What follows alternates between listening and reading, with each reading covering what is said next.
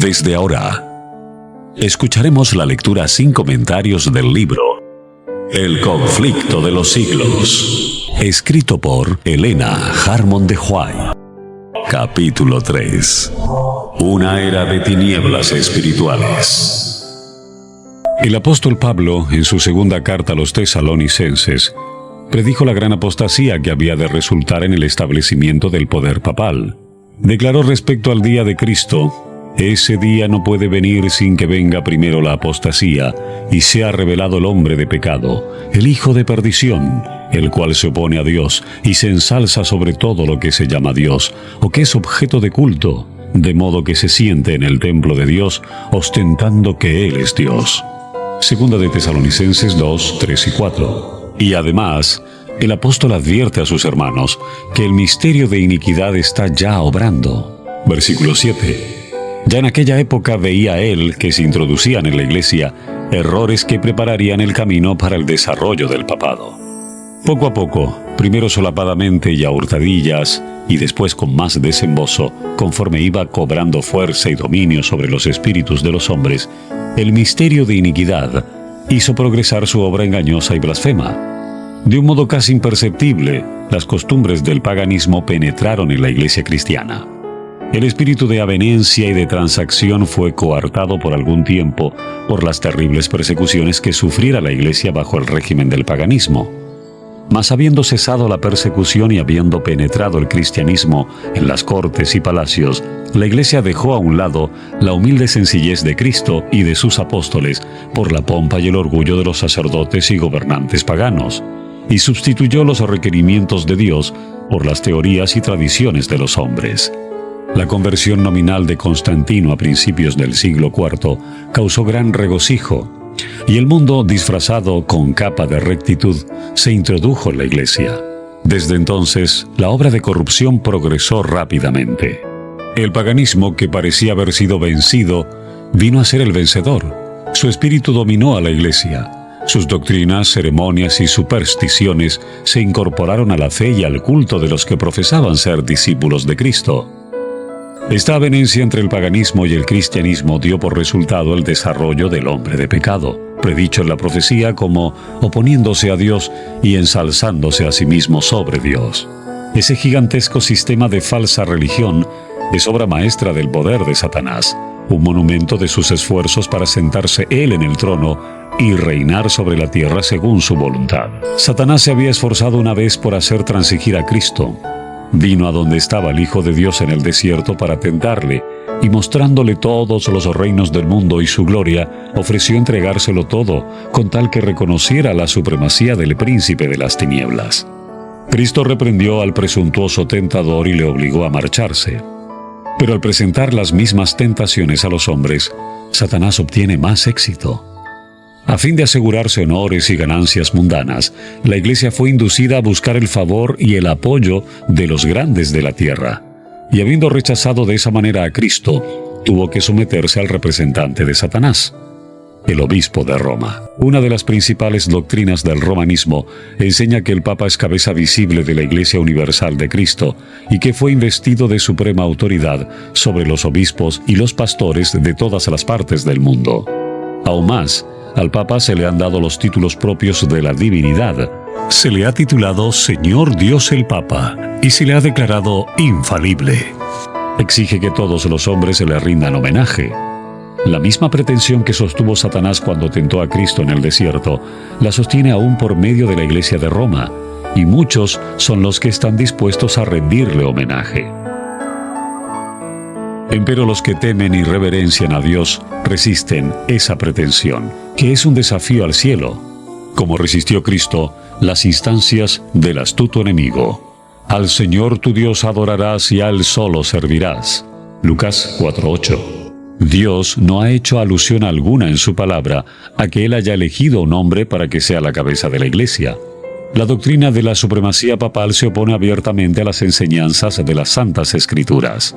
Solo por usurpación puede el Papa ejercer autoridad sobre la Iglesia de Cristo. Los romanistas se han empeñado en acusar a los protestantes de herejía y de haberse separado caprichosamente de la verdadera Iglesia. Pero estos cargos recaen más bien sobre ellos mismos. Ellos son los que arriaron la bandera de Cristo y se apartaron de la fe que ha sido una vez dada a los santos. Judas 3. Bien sabía Satanás que las Sagradas Escrituras capacitarían a los hombres para discernir los engaños de él y para oponerse a su poder. Por medio de la palabra fue como el mismo Salvador del mundo resistió los ataques del tentador. A cada asalto suyo, Cristo presentaba el escudo de la verdad eterna diciendo: escrito está. A cada sugestión del adversario oponía a él la sabiduría y el poder de la palabra.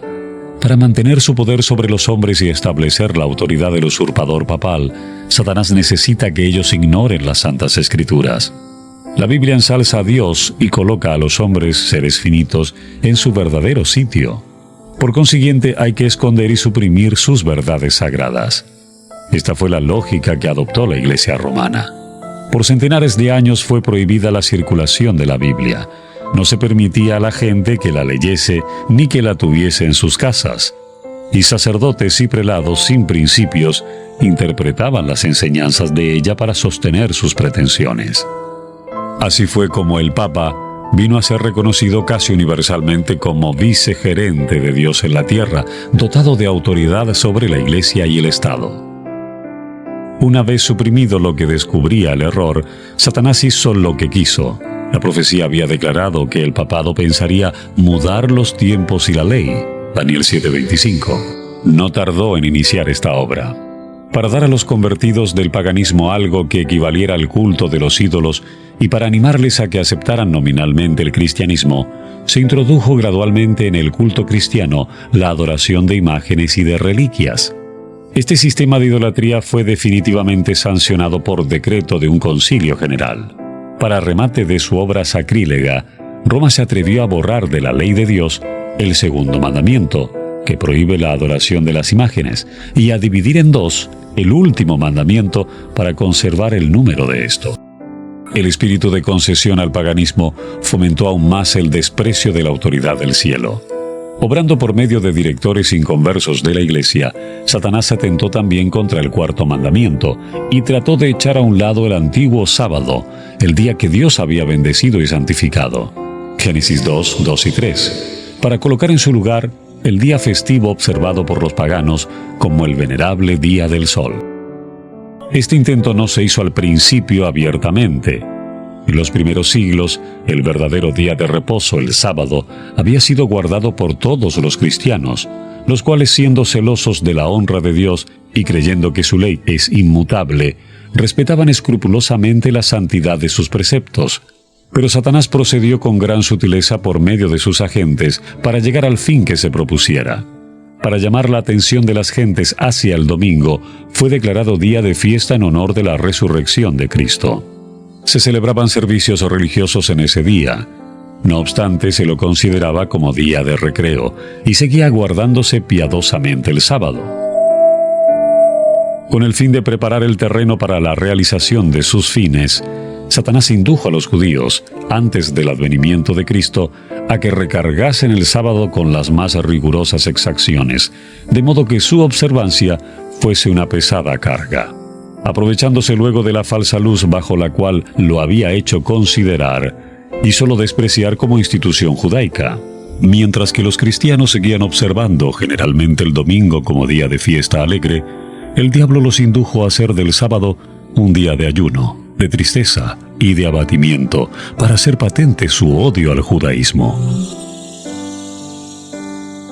A principios del siglo IV, el emperador Constantino expidió un decreto que hacía del domingo un día de fiesta pública en todo el Imperio Romano. El Día del Sol fue reverenciado por sus súbditos paganos y honrado por los cristianos, pues era política del emperador conciliar los intereses del paganismo y del cristianismo que se hallaban en pugna.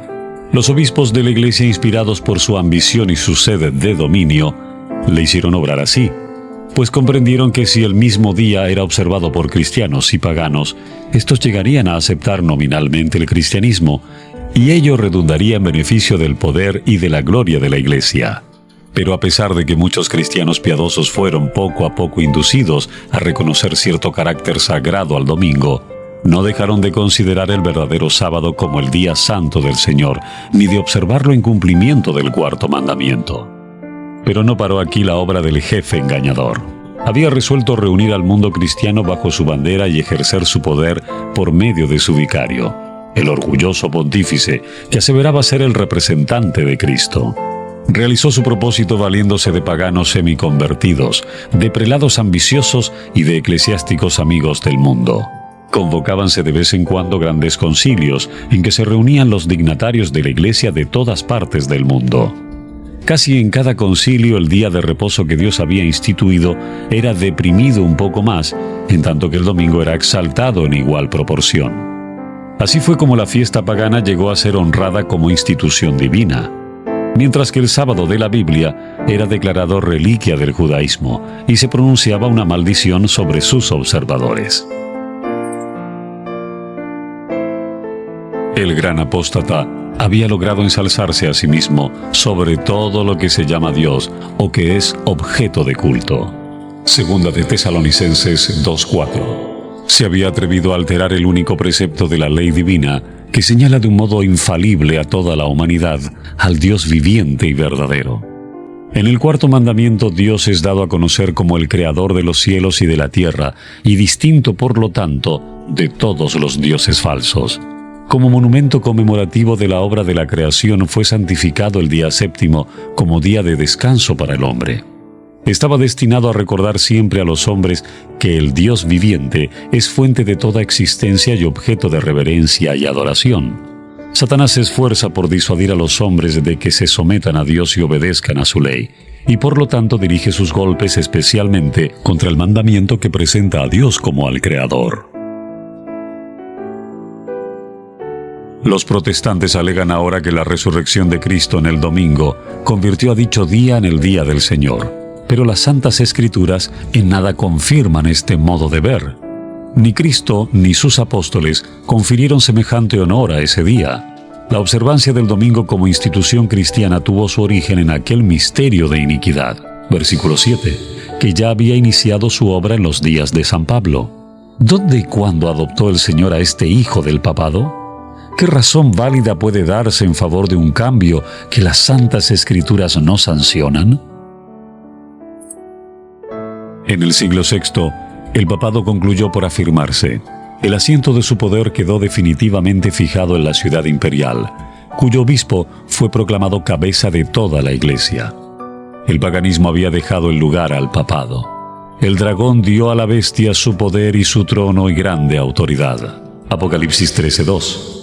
Entonces empezaron a correr los 1260 años de la opresión papal, predichan las profecías de Daniel y en el Apocalipsis. Daniel 7:25, Apocalipsis 3:5-7. Los cristianos se vieron obligados a optar entre sacrificar su integridad y aceptar el culto y las ceremonias papales, o pasar la vida encerrados en los calabozos, o morir en el tormento, en la hoguera, o bajo el hacha del verdugo. Entonces se cumplieron las palabras de Jesús. Seréis entregados aún de vuestros padres y hermanos y parientes y amigos, y matarán a algunos de vosotros. Y seréis aborrecidos de todos por causa de mi nombre. Lucas 21, 16 y 17. La persecución se desencadenó sobre los fieles con furia jamás conocida hasta entonces, y el mundo vino a ser un vasto campo de batalla. Por centenares de años la Iglesia de Cristo no halló más refugio que en la reclusión y en la obscuridad. Así lo dice el profeta. Y la mujer huyó al desierto, donde tiene lugar aparejado de Dios, para que allí la mantengan 1260 días. Apocalipsis 12:6.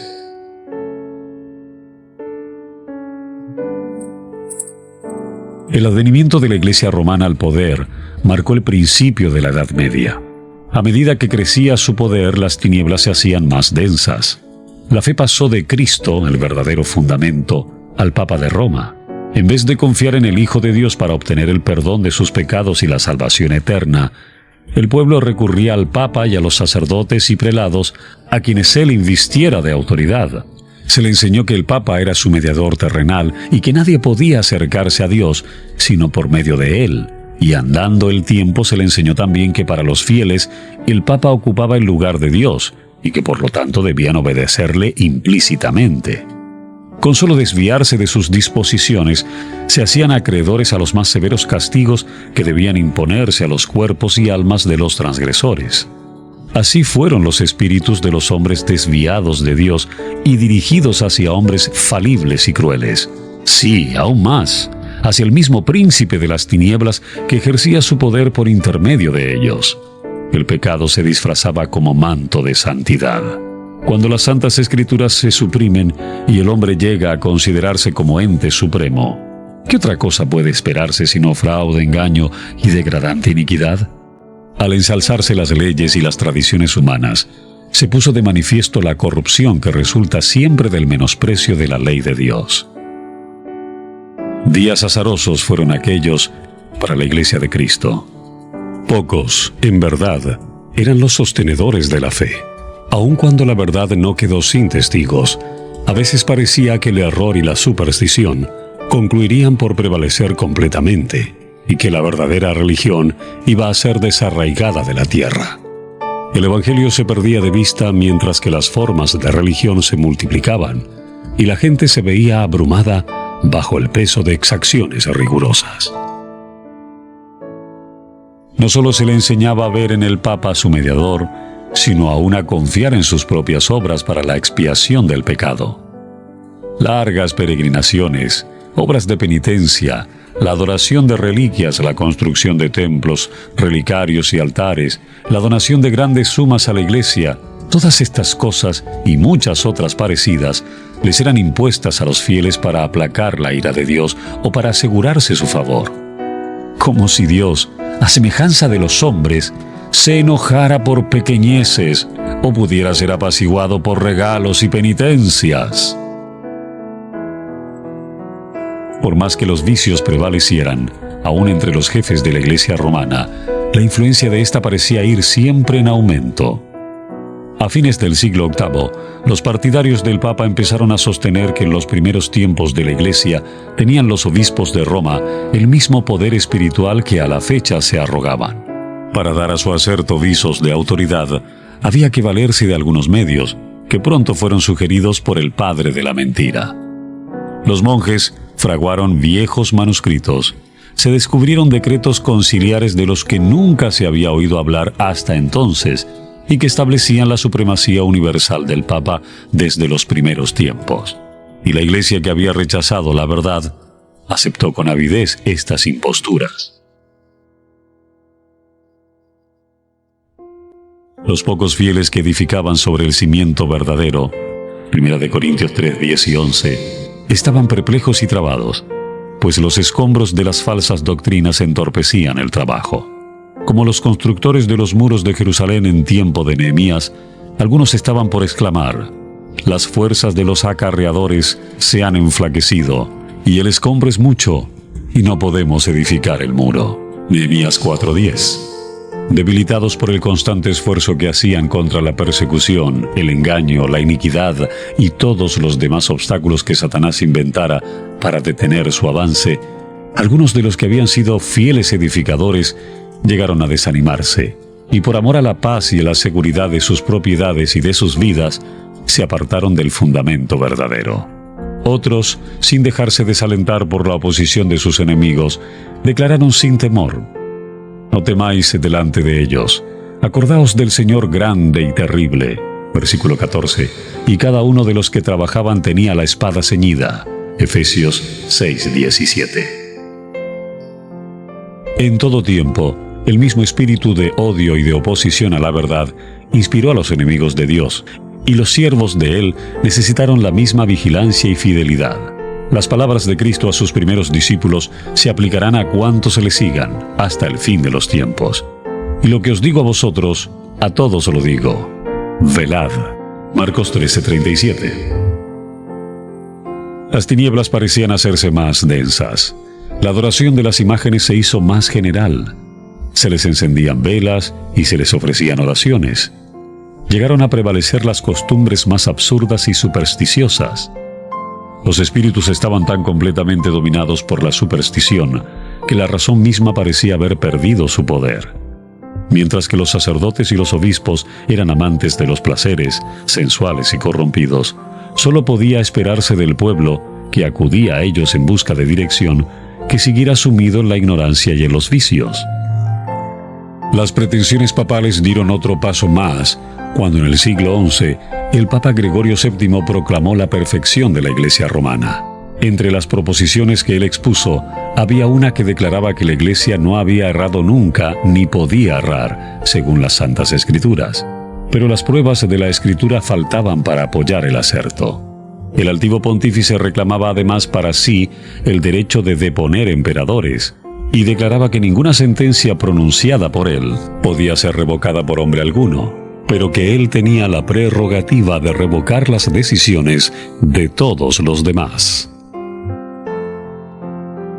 En el modo en que trató al emperador alemán Enrique IV, nos pinta a lo vivo el carácter tiránico de este abogado de la infalibilidad papal.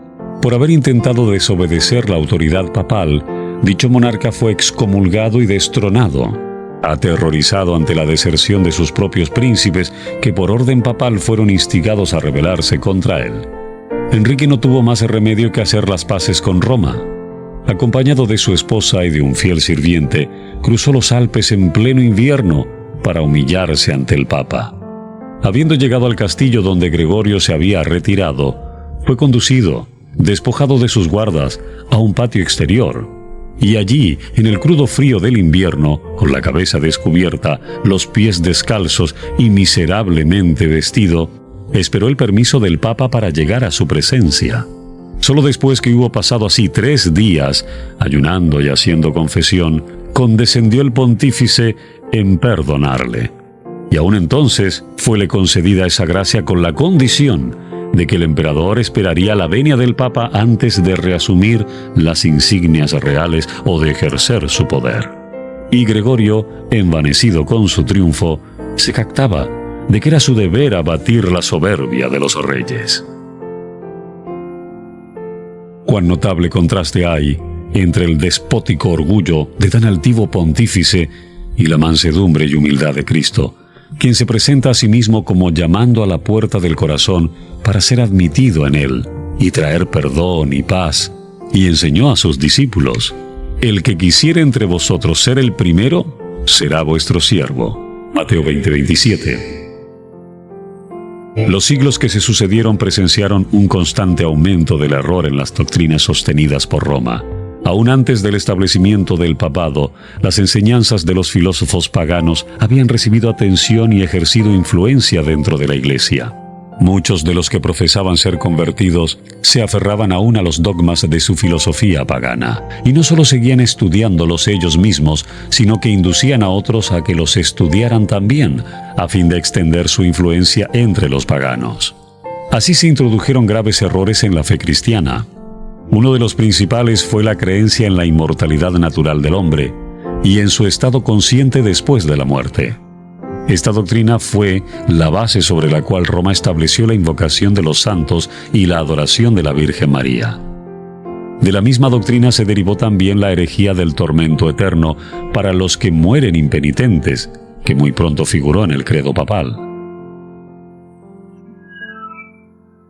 De este modo se preparó el camino para la introducción de otra invención del paganismo, a la que Roma llamó purgatorio, y de la que se valió para aterrorizar a las muchedumbres crédulas y supersticiosas.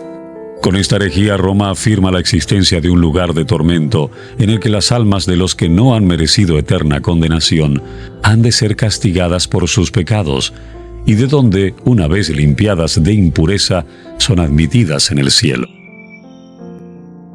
Una impostura más necesitaba Roma para aprovecharse de los temores y de los vicios de sus adherentes.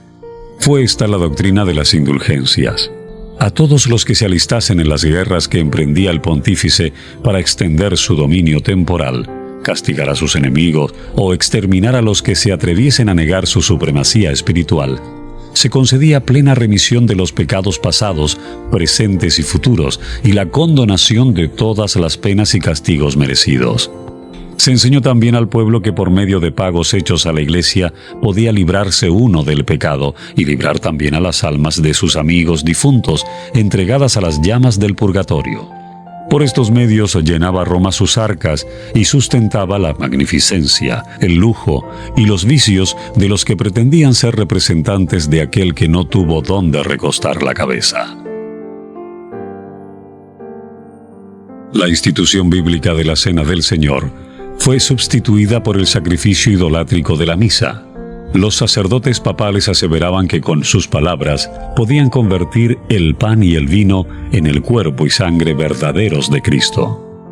Con blasfema presunción se arrogaban el poder de crear a Dios, creador de todo.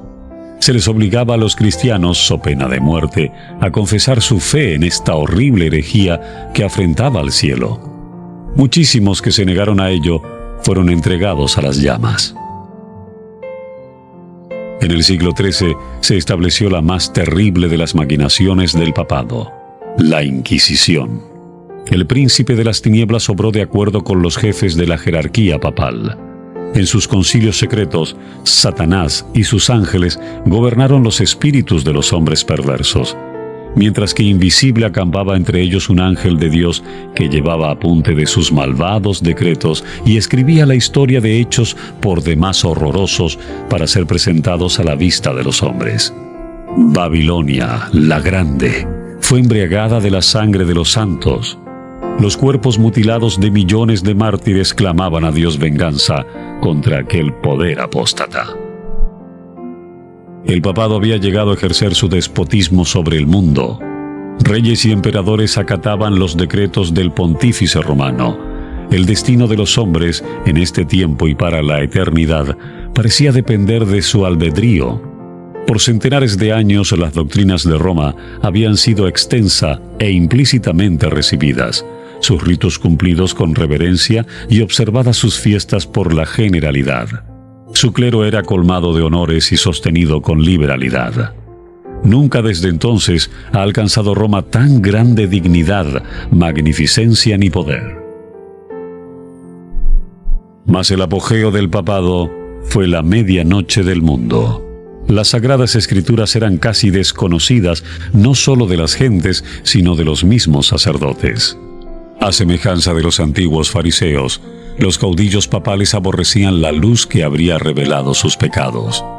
Rechazada la ley de Dios, modelo de justicia, ejercieron poderío sin límites y practicaron desenfrenadamente los vicios. Prevalecieron el fraude, la avaricia y el libertinaje. Los hombres no retrocedieron ante ningún crimen que pudiese darles riquezas o posición. Los palacios de los papas y de los prelados eran teatro de los más viles excesos. Algunos de los pontífices reinantes se hicieron reos de crímenes tan horrorosos que los gobernantes civiles tuvieron que procurar deponer a dichos dignatarios de la Iglesia como monstruos demasiado viles para ser tolerados.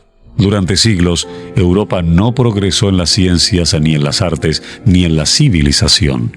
La cristiandad quedó moral e intelectualmente paralizada. La condición en que el mundo se encontraba bajo el poder romano resultaba ser el cumplimiento espantoso e impresionante de las palabras del profeta Oseas. Mi pueblo está destruido por falta de conocimiento. Por cuanto tú has rechazado con desprecio el conocimiento de Dios, yo también te rechazaré. Puesto que te has olvidado de la ley de tu Dios, me olvidaré yo también de tus hijos. No hay verdad, y no hay misericordia, y no hay conocimiento de Dios en la tierra. No hay más que perjurio y mala fe, y homicidio y hurto y adulterio. Rompen por todo, y un charco de sangre toca a otro. Oseas 4:6 y 1 y 2. Tales fueron los resultados de haber desterrado la palabra de Dios. Hasta aquí la lectura sin comentarios del libro El conflicto de los siglos, escrito por Elena Harmon de White.